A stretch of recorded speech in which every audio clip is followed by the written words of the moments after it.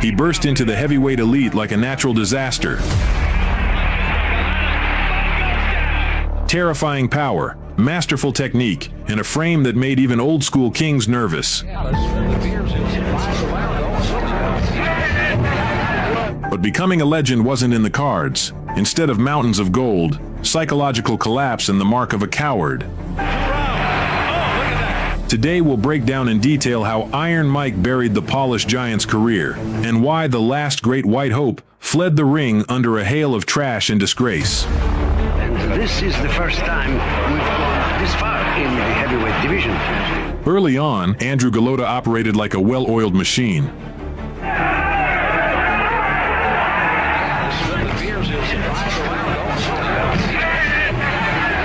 By July '96, he'd racked up 27 wins, adding 24 knockouts to the tally.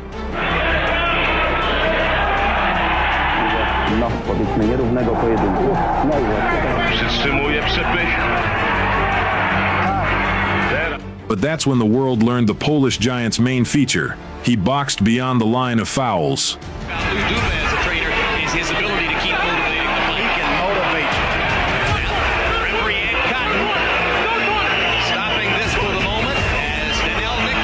In the bout with Samson Pouha, after eating a heavy punch, Andrew came up with nothing better than to sink his teeth into his opponent's shoulder. But the real chaos awaited in the duology with Riddick Bowe. And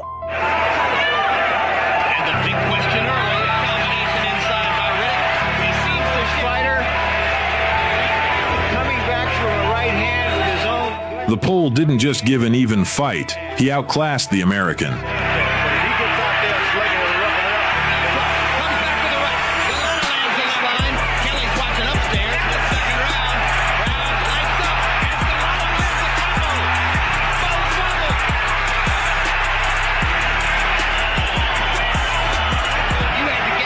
But instead of a clean victory, he methodically unloaded combinations to the groin.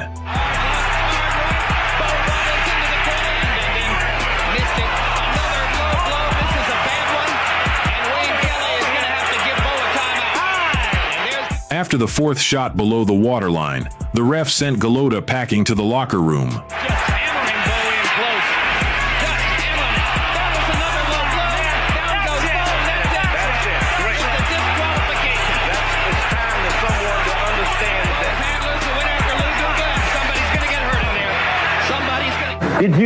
You didn't mean to do that, is that correct? You know, I think he looked for a way out, not me. Wait, he was raising his genitalia as he was fighting you? Well, I don't know. What? Is that a system of fighting? Every time you went to hit him, he went, whoa! Is that, I'm not... In the rematch, the scenario repeated itself down to the millimeter. Riddick Bowe want to stay in charge here. You got him out, he has a tendency to cover up. But Golota has to be careful. Don't give him any courage by landing it.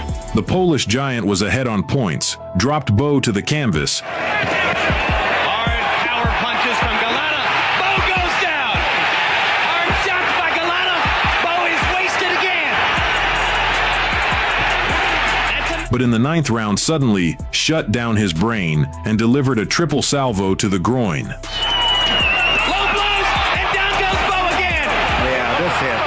Disqualification. Bowe left boxing for 8 years, and Golota became the division's main anomaly. Paradoxically, it was precisely this unhinged behavior that made the Polish Giant a megastar. In Poland, they worshipped him. In the USA, they waited for new antics. In October '97, he faced Lennox Lewis, but the last great white hope crumbled in the first round, kissing the canvas twice.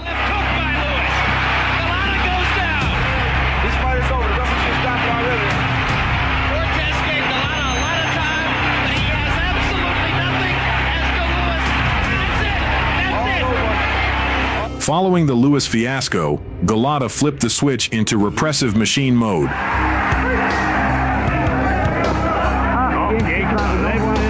Over the next 3 years, he racked up a brutal 8-fight winning streak.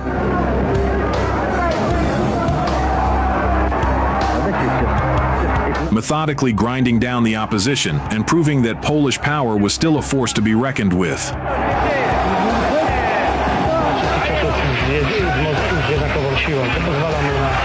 But then, he stumbled again, this time against the giant Michael Grant. Really showing some versatility. Blood on the face of Galata. I believe the cut is Good enough jab. Does it make the guy follow you around? Galata was dominating the fight, playing it as a one-man show. He dropped the American twice in the opening round. We know Galata has power, and now Grant knows it too. Second knockdown of the Literally picking him apart piece by piece. Grant is wobbling again. Hard fight. Lead with the jab.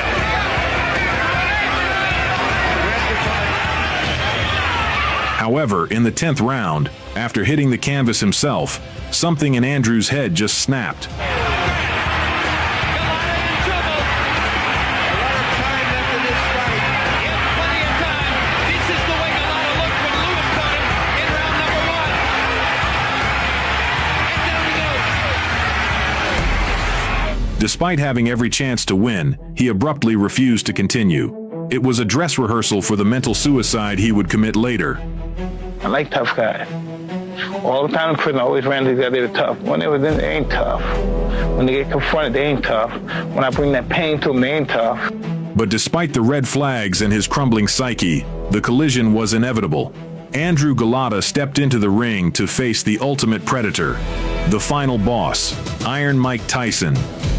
They think they know they've been around crazy niggas. Oh no. They don't know one. They don't know a crazy nigga. No, they really don't. Weaving is going to be jabbing. Well, he certainly start out jabbing and then throw it right afterwards. So let's see if we see improvement. Tyson at that point was no model of stability either. After Mike bit off a chunk of Evander Holyfield's ear, Didn't have it in the first fight.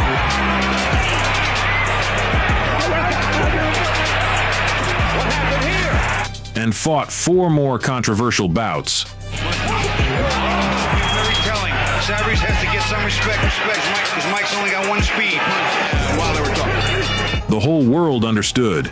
In Auburn Hills, either great boxing or pure madness would unfold. I'm not gonna wrestle with anybody. I'm gonna land my fist on his face and his ribs. I come to the fight, whatever he does, whatever he starts, I finish, The press conference turned into a one-man theater. First, Galota tried to joke. So somebody said maybe I'm dirty, but it's not the truth, It's true, and I'm taking a shower like 3 times a day, so believe me that. Tyson showed up 2.5 hours late and delivered an unforgettable performance. Instead of threats to eat Lennox Lewis's children, he began explaining why doctors force him to swallow antidepressants. I'm on this Zoloft thing, right? But I'm on that to keep me from killing y'all.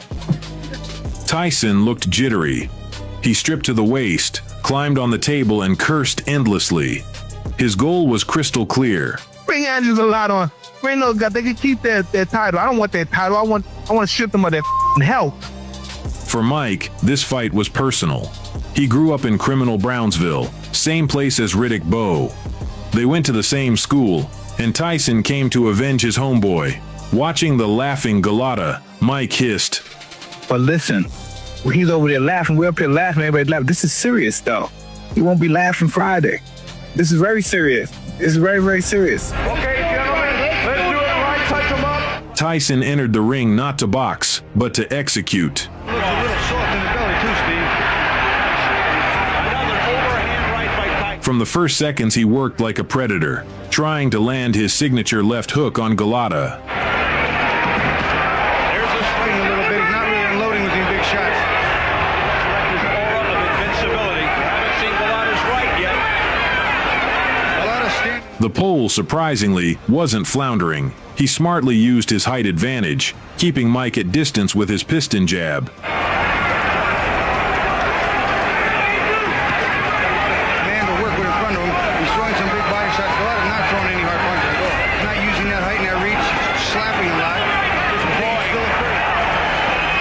Here's the left jab by Galata. But 30 seconds before the end of the round, Iron Mike ramped up the tempo.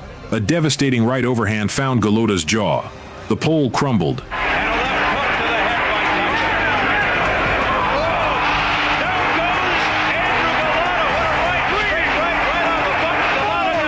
It wasn't a complete knockout, but at that moment something finally broke inside Andrew's head. Here are the final seconds of... In the corner, surrealism began.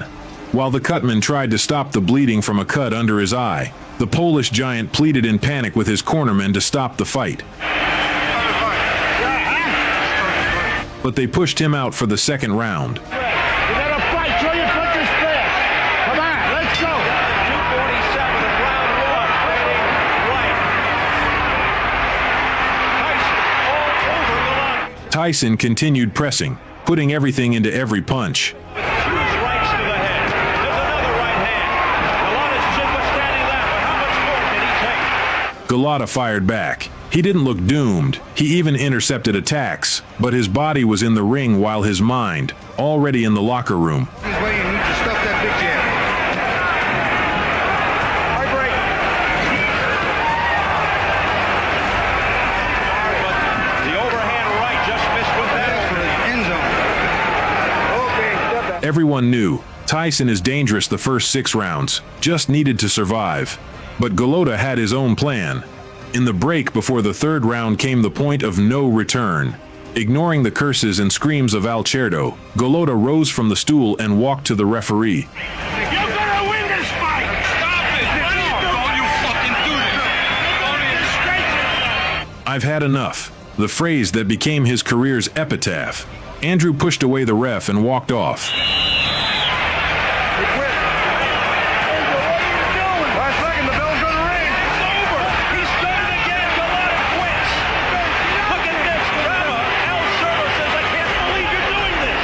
At that moment, Tyson, whose face twisted into a grimace of rage, tried to break through to his opponent. He wanted a clean knockout. He wanted blood. An entire team barely held him back. What happened in the walkway to the locker room, unforgettable. The enraged crowd, robbed of the spectacle, pelted Galata with trash. And then, the final touch. Someone with a precise throw douses him with red soda. At the end of 2 rounds. Oh, look at that.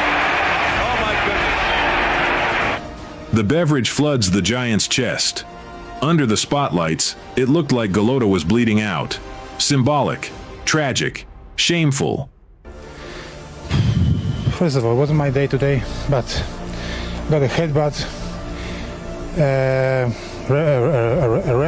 referee didn't respond pretty much well as he's supposed to. But you're a warrior, Andrew. You're a fighter. But you're a fighter that the crowd pays. I got dizziness in my head. That's it. His excuses about injuries were initially just laughed at, but the medical report revealed a horrifying truth. Andrew was diagnosed with a fractured cheekbone, concussion, and serious spinal problems.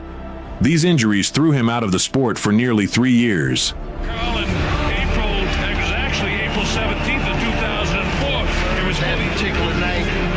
He would bend over in his hand. Galata returned only in August 2003. In the super heavyweight division, dark times had arrived when yesterday's middleweights were trying on belts. The Pole fought for titles 3 times in IBF, WBA, and WBO bouts, but failed to claim any of them. His compatriot Przemysław Saleta put the period on his career when Galata was already 45.